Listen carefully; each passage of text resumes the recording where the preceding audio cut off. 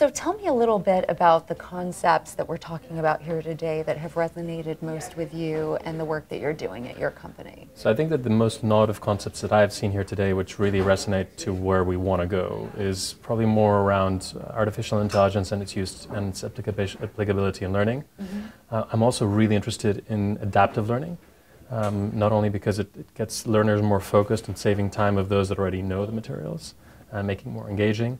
I also really like the approach of common sense learning applied to business outcomes. And the talk around Peg Sullivan's approach in Morgan Stanley was very interesting to me.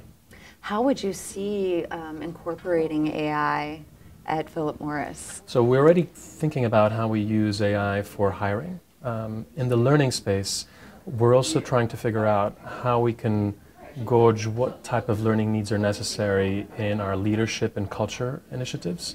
And so basically identifying how people are doing on a quarterly basis and then matching them up with learning interventions that really help them close the gap between where they are today and where we want them to be. So, and I think that there's a lot of work that we can do with AI, with algorithms that really help this matching process be relevant and impactful for the learner and for the organization. Do you see a big difference in how you have to approach the high-level executives versus how you approach different levels of employees? Is there a different way that you approach learning initiatives? So today we've had, well, in the past we've had a rather classic approach to learning where, yes, there was a higher touch approach to the higher level of the organization. I think inevitably you will always have this divide because as the more senior you are, the more impact you have on the organization. So you'll always want to have more focused and high-touch approaches to the more senior levels. Now, having said that, if you really want to impact behaviors of anyone, you can't really do this with micro online interventions. So you really have to make a very conscious choice of what you're trying to do. Do you really want to change behaviors, in which case you really want to do a more experiential type of emotional experience that really drives behavioral change?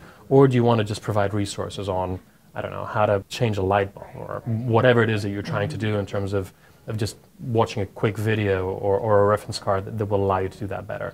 So there's a real choice to be made as to how you want to do learning at the company and for whatever business outcome you're trying to reach. Do you find that you have success with particular platforms more than others?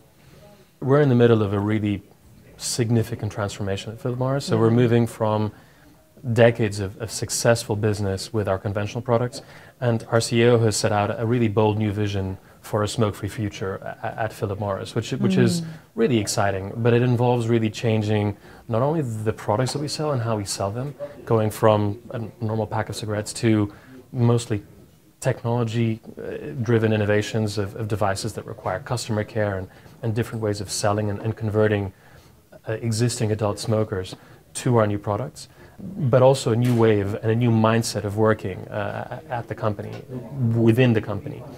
And so what we need to do is to really shift behaviors using experiential activities within the broader team that people operate in. We've traditionally been a very siloed organization, so by bringing people through learning interventions as a group, we find that this has a double whammy effect of not only driving more knowledge retention and behavioral shift, but also in terms of having an increased functionality of the team operating together.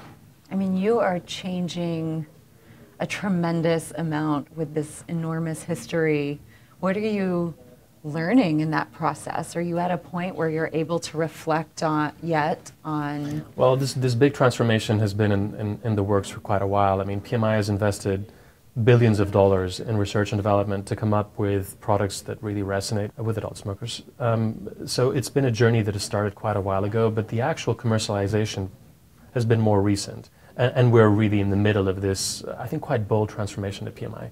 I think that what we have realized within the learning team is that the opportunity for us to contribute to this transformation is enormous. Not only in terms of trying to tell our people or help our people, support our people in doing business differently, but also teaching them about this bold new world that we're embarking in and how to communicate this to the external world. Traditionally, we've been a company that hasn't really engaged with stakeholders in society, and now I think we've got a wonderful message to get out there. And that also requires us to learn how to talk to people in a different way. Talk to me a little bit about you personally, your career trajectory. What role has learning played for you? So I started my career here in New York as an investment banker, and then after doing some traveling and an MBA, I joined Phillip Morris. But even within Phillip Morris, and this is one of the advantages of this company, I've had many different roles. I started off by doing internal M&A, or business development as we call it. I then was general manager for a number of markets in North Africa. Then I returned to run the commercial strategy group for Eastern Europe, Middle East and Africa. And it's only 2 years ago that I've actually taken over as head of learning at PMI. So you could effectively say that in a couple of years I've had to learn a very different job. And I think that this has really helped me also be quite passionate about the job that I do today, which is how to really formally help people learn how to do their jobs better, and how to contribute and have greater impact in what they do.